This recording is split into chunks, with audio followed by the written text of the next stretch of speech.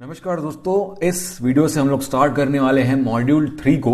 हमारे 2 मॉड्यूल्स खत्म हो चुके हैं, अब हम सीखना स्टार्ट करते हैं, मेन चीज पे आते हैं। तो इस मॉड्यूल में हम लोग पढ़ेंगे लिनक्स के बारे में, जो कि बहुत इंपॉर्टेंट है। आप काम करोगे लिनक्स में, आप टेस्टिंग करोगे लिनक्स से, और हो सकता है कि आप लिनक्स को भी टेस्ट करो। तो लिनक्स बहुत जरूरी है यहाँ पे हर चीज के लिए।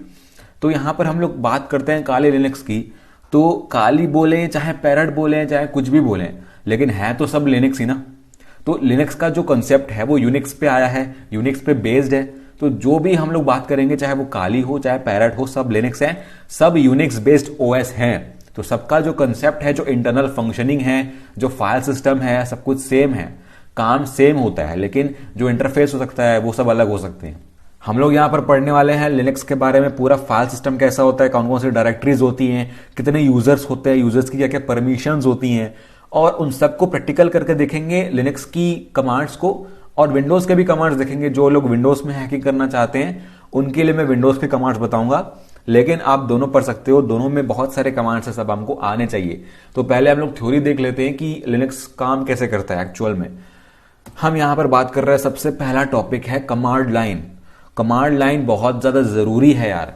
अगर आपने ये टर्म नहीं सुना है ना कभी, तो पता नहीं क्या कहां जी रहे हो। मतलब आप अगर हैकर बनना है ना, तो इस टर्म को दिमाग में बिठा लो, कभी निकालना मत। हैकिंग में क्या होता है ना, जो फिल्मों में दिखाते हैं, मतलब बहुत ज्यादा मिसकंसेप्शन बनाते हैं लोगों के दिमाग में कि हैकर इतने सारे जीयूआई यूज करता है, मतलब 3D एनिमेशंस लगा देते हैं यार लैपटॉप में, और पता नहीं कौन सा सॉफ्टवेयर होता है, 4D स्पेस में सॉफ्टवेयर होता है, उसमें अगर आप कुछ टच करोगे सॉफ्टवेयर को तो वो कुछ हैक होके आ जाता है। ऐसे करके बहुत सारे कॉम्प्लेक्स और एकदम हाई लेवल के फैंटेसाइज्ड लिनक्स के जीयूआईज बनाते हैं उन लोग, बॉक्सेस बनाते हैं, एकदम हवा में टच कर रहे हैं उन लोग, कुछ कुछ लाइंस चल रही हैं, एकदम टेक्नोलॉजी इधर से उधर डेटा जा रही है, विजुअली दिख रहा है आपको। ऐसा सब नहीं होता है भाई। नॉर्मली हम लोग पीसी यूज करते हैं और वैसे यूज करते हैं जैसे नॉर्मल आदमी यूज करता है, लेकिन हम लोग यूज करते हैं कमांड लाइन को मेनली। हमारे पास जीयूआईस नहीं होते, हमारे पास यूजर इंटरफेस इतना ब्यूटीफुल फूल पत्ती लगा के कोई सॉफ्टवेयर नहीं बनाता हमारे लिए, हमको सब कमांड लाइन में करना पड़ता है। तो बहुत बेसिक है, ओएस लेवल का कंसेप्ट है, आपको बहुत जरूरी है पता करना, पता रहना चाहिए। इसमें भी पहला चीज है हमारे पास कमांड शेल। इसके बेसिक्स के बारे में जान लेते हैं कि शेल होता क्या एक्चुअल में। तो अब कोई भी ऑपरेटिंग सिस्टम के बारे में बात करो ना, तो हमारे पास बहुत सारे कंसेप्ट आते हैं कि ओएस बना कैसे रहता है। अगर आपको नॉलेज है थोड़ी बहुत कि ओएस का जो स्ट्रक्चर है वो क्या रहता है ऊपर ऊपर से, तो आपका एक हार्डवेयर है। मैं आपको एक डायग्राम अगर दिखाऊं, तो ये डायग्राम है मेरे पास। सबसे जो मिडिल में है, जो सेंटर में है, वो है हार्डवेयर। हार्डवेयर में सब कुछ आता है आपका। हार्डवेयर में आपका प्रिंटर आएगा, डिस्क ड्राइव आएगा, आपका रैम आएगा, आपका सीपीयू आएगा, आपका कोई भी टर्मिनल है, आपका कोई भी यूएसबी पोर्ट है, आपका एनआईसी है, जो भी है आपके पास, जो आप फिजिकली देख सकते हो, जो आपके सीपीयू में लगा हुआ है, जो आपके मॉनिटर में लगा हुआ है, जहां भी जो भी लगा होगा वो आपका हार्डवेयर है। तो अल्टीमेटली आपको सॉफ्टवेयर क्यों यूज करना है, ताकि आपको हार्डवेयर से डायरेक्टली इंटरैक्ट न करना पड़े, आपको काम निकलवाना है अपना हार्डवेयर से। तो हार्डवेयर की प्रोग्रामिंग अलग से न करनी पड़े, इसलिए हम लोग ओएस यूज करते हैं। ओएस क्या करता है, हमारे कमांड लेके कर्नल को देता है, कर्नल हार्डवेयर को देता है। अब कर्नल क्या होता है, कर्नल अगर आपको नहीं पता है तो मैंने वीडियो बनाया था, वो भी देख सकते हो, लेकिन शॉर्ट में बता देता हूं।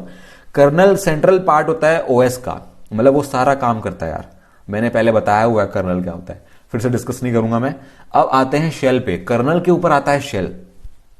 अब शेल होता क्या है भाई, देखो हार्डवेयर के ऊपर कर्नल है, तो जाहिर सी बात है कर्नल डायरेक्टली इंटरैक्ट कर रहा है हार्डवेयर से, वो पूरा मैनेज कर रहा है हार्डवेयर को। अब कर्नल को कमांड कौन देगा, कर्नल को तो हम कमांड देंगे ना।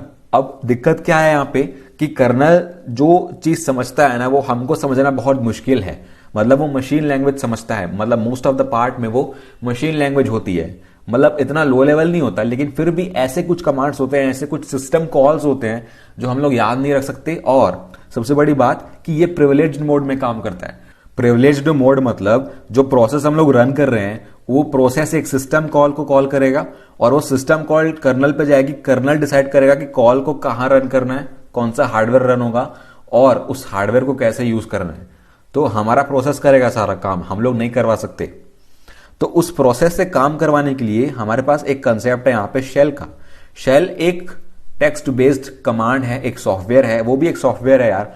वो सिस्टम सॉफ्टवेयर है, वो ओएस के साथ आता है।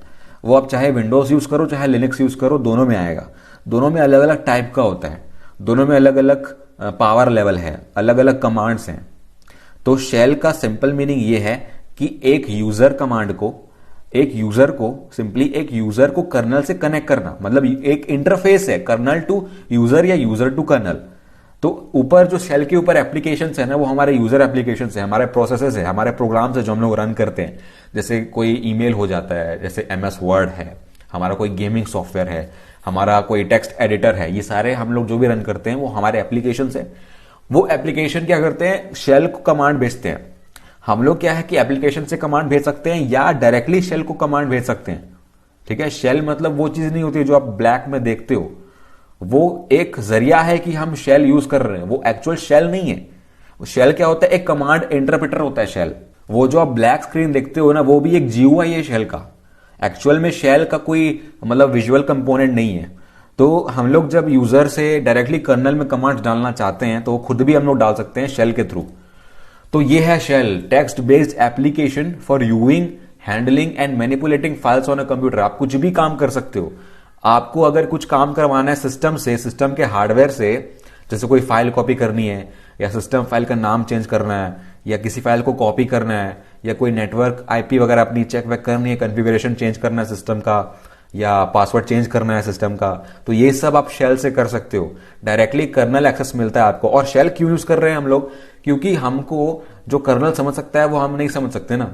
हम लोग शेल क्यों यूज कर रहे हैं, क्योंकि हम लोग इजीली शेल में कमांड्स टाइप कर सकते हैं और शेल उसको कन्वर्ट करता है, इंटरप्रेट करता है सिस्टम कॉल्स में, और वो सिस्टम कॉल समझता है कर्नल।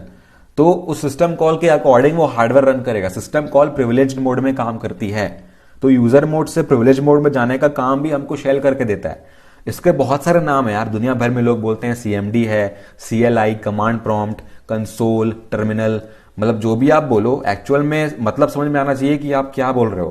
तो ये सारे शेल के अलग अलग नाम हैं।